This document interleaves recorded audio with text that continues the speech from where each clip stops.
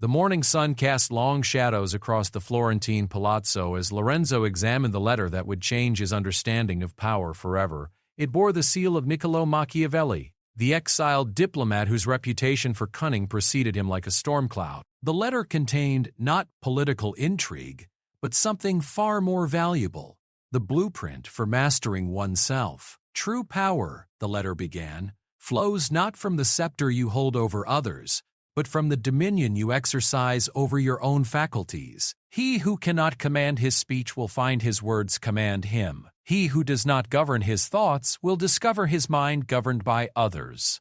He who fails to regulate his emotions will become their slave, and he who neglects his purse will find himself at the mercy of those who control theirs. Lorenzo had sought Machiavelli's counsel not for matters of state, but for the battles that raged within, the struggle to speak with authority, think with clarity, maintain emotional equilibrium, and build lasting wealth. These were the true foundations of power, more enduring than any throne or title. Part 1. The Architecture of Commanding Speech.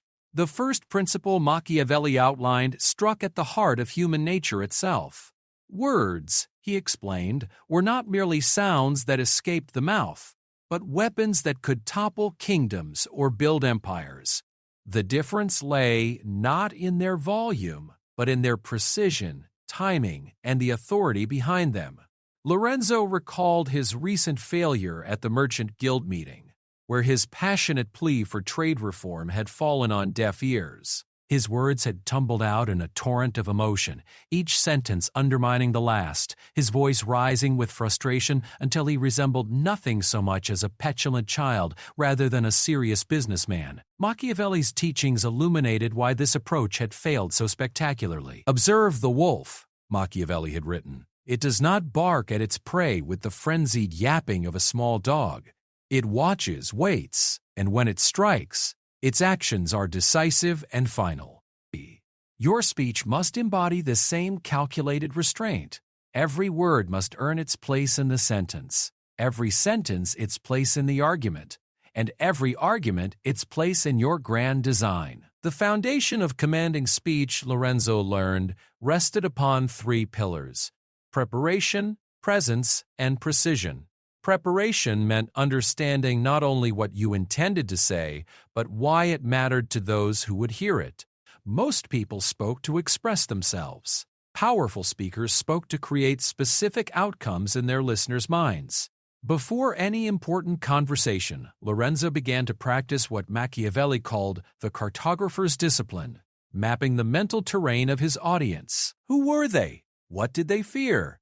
What did they desire? What beliefs shaped their view of the world? A Venetian merchant worried about trade routes would respond differently to the same proposal than a Florentine banker concerned with currency stability. The wise speaker adjusted his message not to deceive, but to connect truth with the listener's existing motivations. Presence, the second pillar, demanded that Lorenzo command not just his words, but his entire being when he spoke. Machiavelli had observed that people responded not merely to what was said, but to the totality of the speaker's presentation. A trembling voice, fidgeting hands, or wandering eyes betrayed inner uncertainty and invited others to question not just the message, but the messenger's right to deliver it. Lorenzo practiced what Machiavelli termed the sovereign's posture: feet planted firmly, shoulders squared but not rigid, hands either still or moving with deliberate purpose. His breathing became deeper and more controlled, his voice emanating from his chest rather than his throat. But most importantly, he learned to inhabit his words completely, speaking not as someone reciting lines, but as someone embodying truth. The transformation was remarkable. At his next guild meeting, Lorenzo spoke half as many words as before, but their impact was twice as powerful. He presented his trade reform proposal not as a desperate plea, but as an inevitable solution to problems that everyone already recognized. He paused between key points, allowing silence to emphasize their importance. When challenged, he responded not with defensiveness, but with questions that led his questioners to discover the flaws in their own objections. Precision, the third pillar, required Lorenzo to wield words like a master swordsman wields his blade. Machiavelli despised verbose speakers who buried their points in clouds of unnecessary detail. A sword thrust that pierces the heart is superior to 1,000 cuts that merely annoy, he had written. Say what must be said, nothing more, nothing less. This principle extended beyond mere brevity. Precision meant choosing words that carried the exact weight and shade of meaning required. Where others might say difficult, a precise speaker might say challenging to inspire or insurmountable to discourage, depending on their purpose. Every adjective was selected for its psychological impact, every metaphor chosen to paint a specific picture in the listener's mind. Lorenzo discovered that precise speech required him to first achieve precise thinking. Vague thoughts produced vague words, which created vague impressions and vague results. He began to examine his own beliefs and intentions with ruthless clarity, identifying the exact outcomes he sought from each conversation before he entered it. But Machiavelli's teachings on speech went deeper than technique.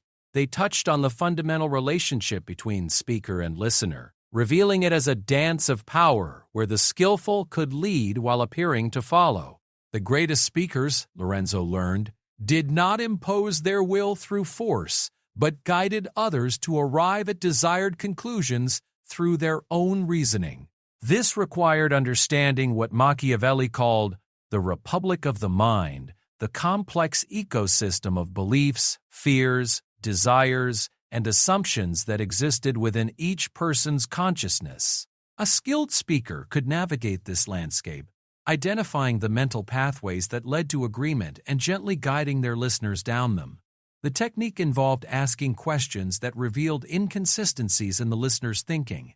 Not to humiliate, but to create space for new ideas. It meant acknowledging valid concerns while redirecting attention toward solutions. Most powerfully, it involved painting vivid pictures of the future that made desired actions seem not just logical, but inevitable. Lorenzo watched this principle in action when Machiavelli himself addressed a group of skeptical merchants who opposed a proposed tax for city fortifications. Rather than arguing for the tax directly, Machiavelli asked them to imagine their response if enemy armies appeared at Florence's gates tomorrow. He described in vivid detail the chaos that would ensue, the fortunes that would be lost, the families that would suffer. By the time he finished painting this picture, the merchants were no longer debating whether to fund fortifications, but discussing how quickly they could be built. The master's approach revealed another crucial insight.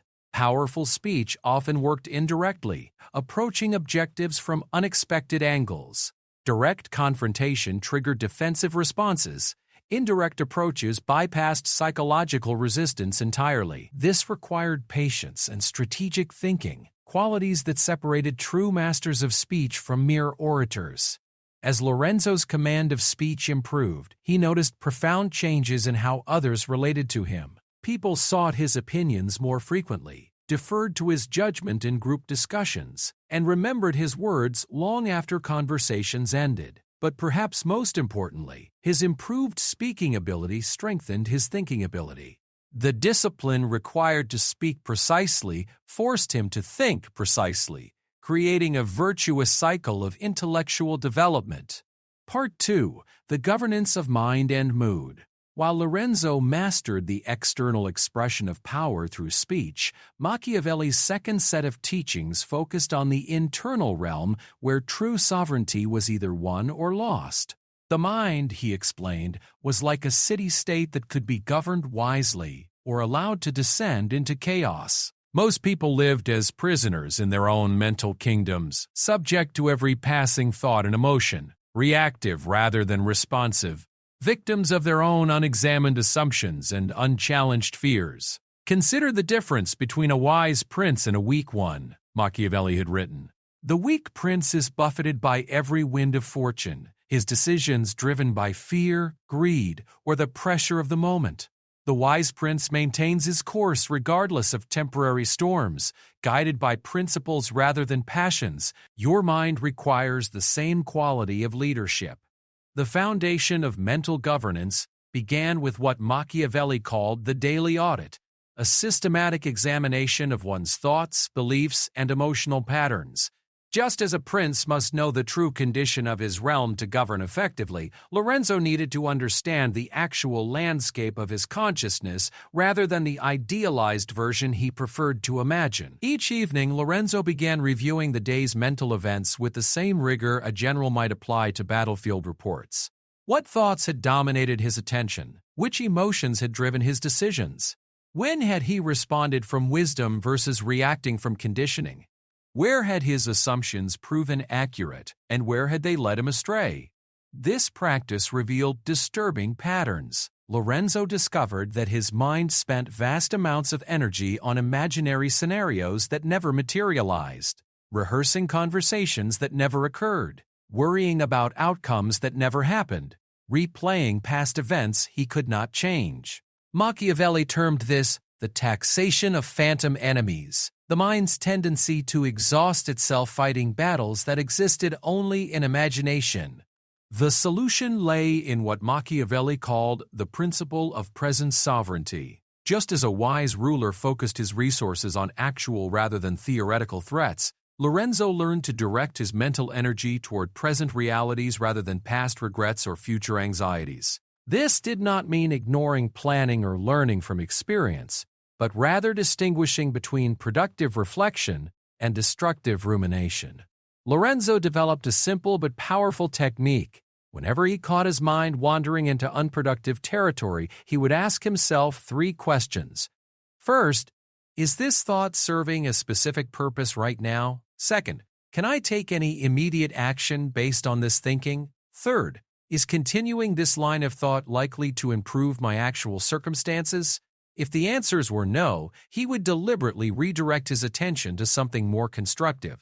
But mental governance extended beyond managing wandering thoughts. Machiavelli recognized that the quality of one's thinking was largely determined by the quality of one's mental diet, the information, ideas, and influences that regularly entered consciousness. Just as a prince must carefully choose his advisors, Lorenzo needed to carefully curate the voices that shaped his thinking.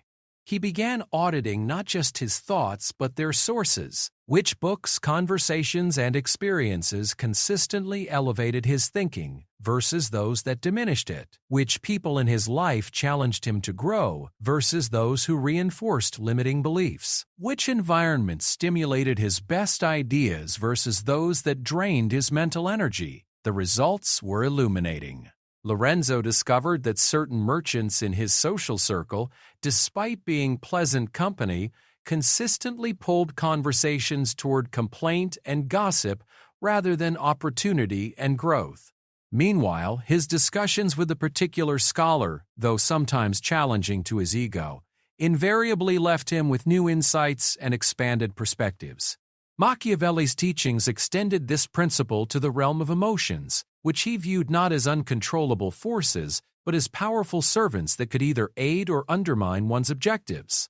Emotions, he wrote, are like fire, dangerous when uncontrolled. The wise prince does not eliminate emotion, but directs it toward productive ends. Lorenzo learned to distinguish between emotions as signals versus emotions as drivers of behavior. Anger, for instance, might signal that boundaries had been violated or injustice had occurred.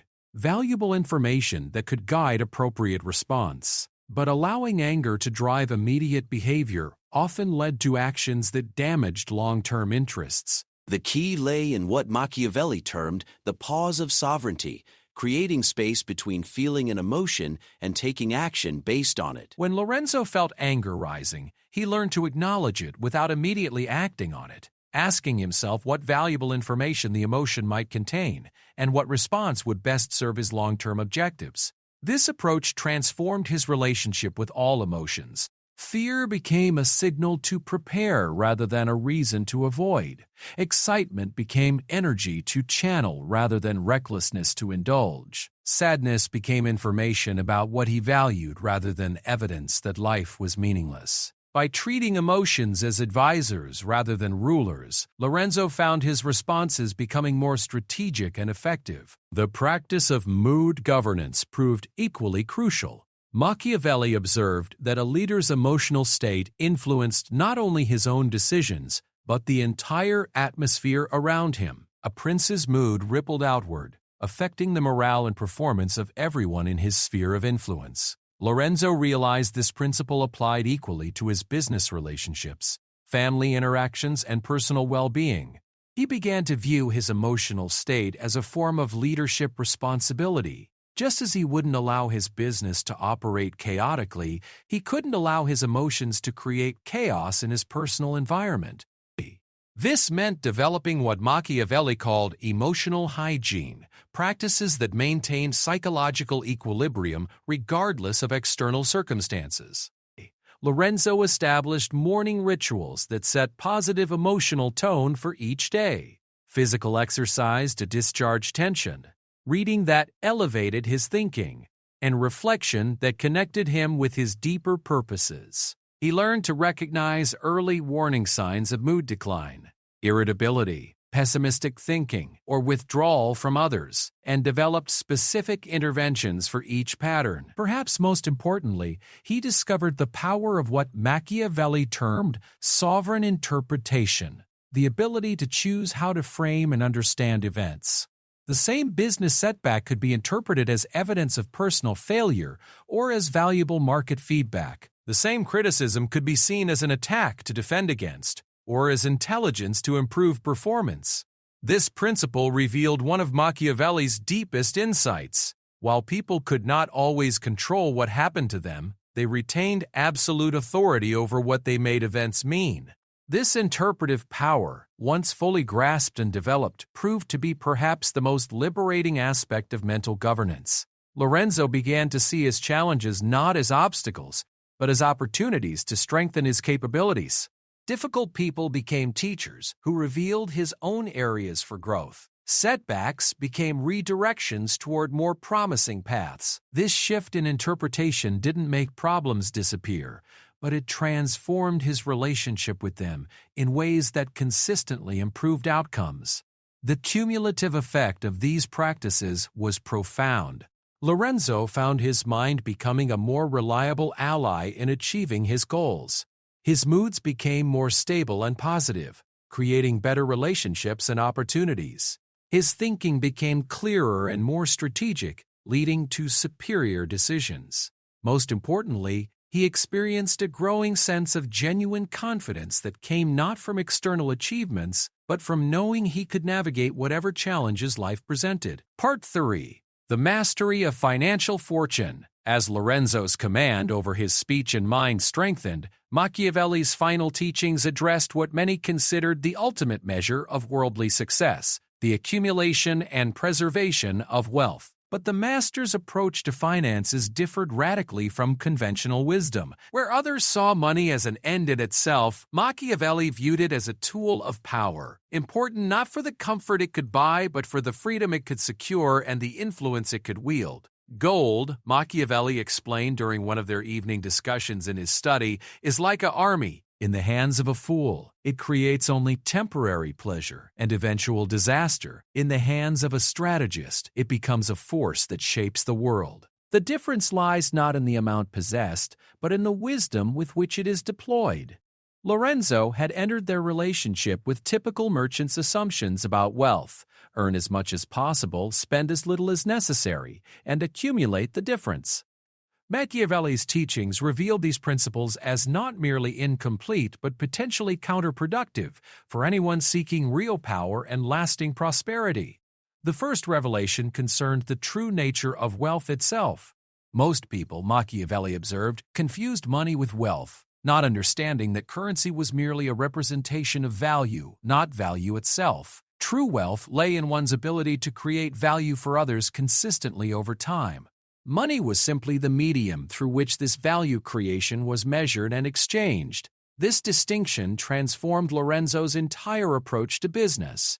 Instead of focusing primarily on maximizing immediate profits, he began to concentrate on building systems that could generate value reliably and repeatedly. Rather than seeking the highest price for his goods, he sought to create offerings so valuable that customers would pay premium prices gladly and return repeatedly for more. The shift required him to think like what Machiavelli termed an architect of value rather than merely a trader of commodities.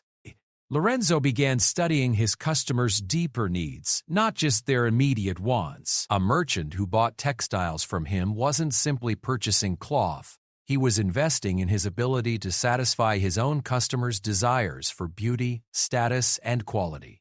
By understanding and serving this deeper purpose, Lorenzo could command higher prices while creating genuine satisfaction for all parties involved. This principle led to Machiavelli's second financial teaching, the strategic importance of reputation as a form of capital. A prince's reputation could open doors that gold alone could not unlock, create opportunities that money could not buy, and provide security that no fortress could guarantee. The same principle applied to merchants, craftsmen, and anyone else seeking to build lasting prosperity. Lorenzo learned to view every transaction not as an isolated exchange, but as an investment in his reputation. This meant sometimes accepting lower immediate profits to ensure customer satisfaction, honoring agreements even when circumstances made them inconvenient, and standing behind his products and services even when doing so proved costly. These practices, which seemed expensive in the short term, proved invaluable as investments in long-term earning power.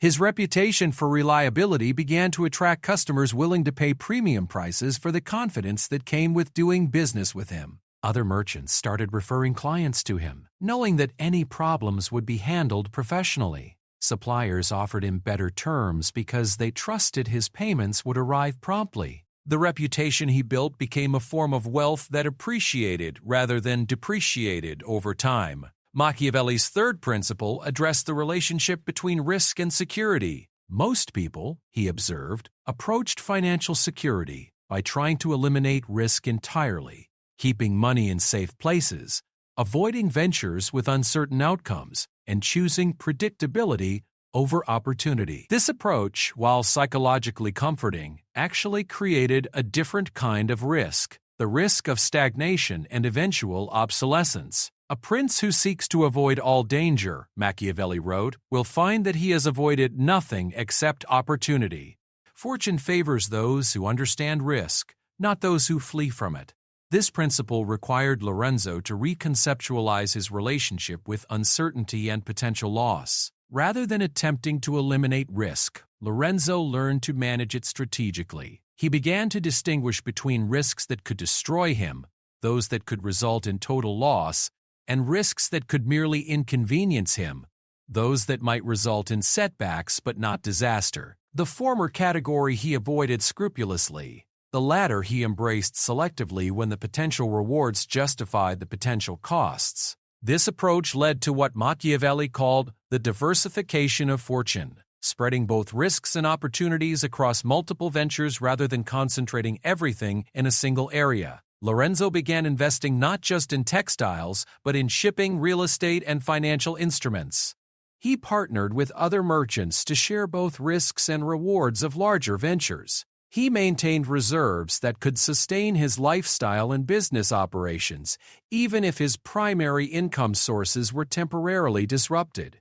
But diversification went beyond merely spreading money across different investments. Machiavelli taught Lorenzo to diversify his sources of value creation itself. He developed multiple skills that could generate income independently. His expertise in textile quality, his knowledge of trade routes, his relationships with suppliers and customers, and his growing reputation for wise counsel. This personal diversification meant that even if external circumstances destroyed his current business, he possessed the capabilities to rebuild elsewhere. The fourth principle addressed what Machiavelli considered the most crucial aspect of financial mastery, the discipline of systematic accumulation. Wealth, he explained, was built through the compound effect of small, consistent actions over long periods rather than through dramatic windfalls or spectacular gambles.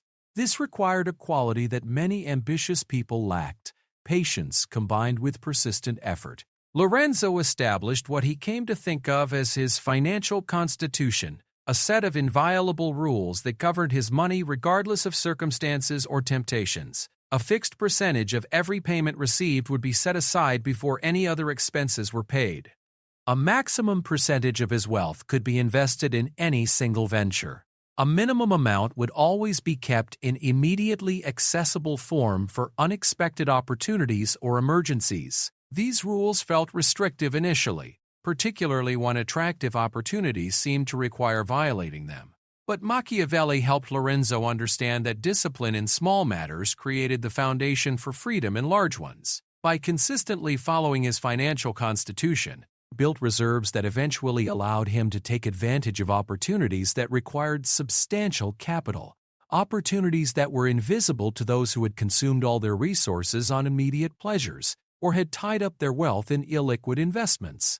The master's final teaching on wealth addressed perhaps the most overlooked aspect of financial success: the psychology of money itself. Most people, Machiavelli observed, were controlled by their money rather than controlling it. They worked harder for money than money worked for them. They made financial decisions based on emotion rather than strategy. They confused their net worth with their self-worth, creating psychological vulnerabilities that could be exploited by others. Lorenzo learned to maintain what Machiavelli called sovereign detachment from his wealth, caring enough about money to manage it wisely while not caring so much that financial fluctuations destabilized his emotional equilibrium or decision-making ability. This meant celebrating financial gains without allowing them to create overconfidence, and accepting financial losses without allowing them to create despair or recklessness. This psychological mastery proved crucial during a period when several of Lorenzo's investments suffered simultaneous losses due to political upheaval in distant trading regions.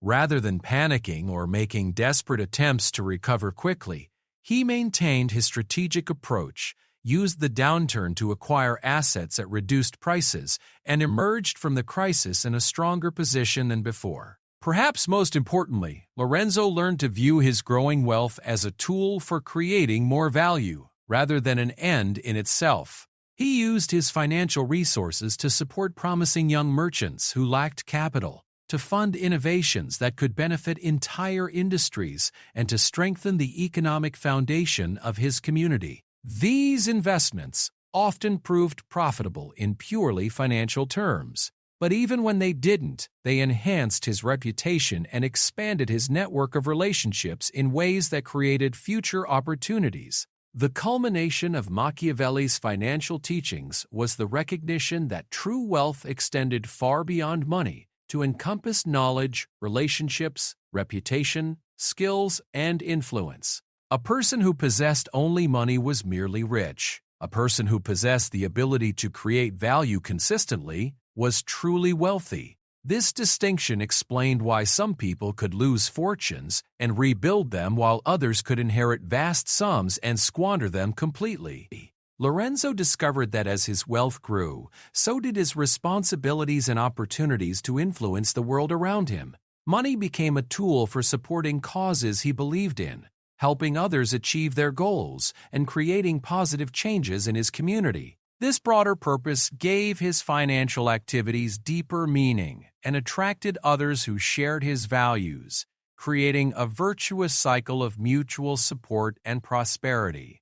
As the months passed, the transformation in Lorenzo became apparent to everyone around him. His speech commanded attention and respect. His decisions reflected clear thinking and emotional stability. His business prospered not through luck or manipulation, but through the systematic creation of value for others. Most importantly, he had developed what Machiavelli considered the ultimate form of power, the ability to remain true to his principles while adapting effectively to changing circumstances. The final letter Lorenzo received from Machiavelli contained not new teachings, but a warning and an invitation. "You have learned to command your faculties," the master wrote, "but remember that power over oneself is only the beginning. The ultimate test of these principles lies not in personal success but in their application to serve purposes greater than yourself. A prince who rules only himself rules nothing that will outlast his mortality. But one who uses his self-mastery to serve enduring values becomes part of something eternal.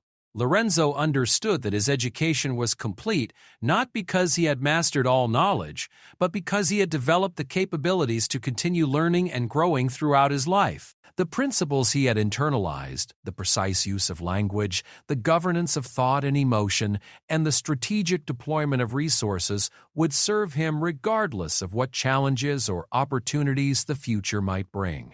Years later, when younger merchants sought his counsel, Lorenzo would share not just techniques and strategies, but the deeper understanding that had transformed his life. True power, he would tell them, came not from controlling others, but from commanding oneself so completely that others naturally wanted to follow. It came not from accumulating resources, but from creating value so consistently that resources accumulated naturally. Most importantly, it came not from pursuing power directly, but from developing the character and capabilities that made one worthy of the power that naturally followed.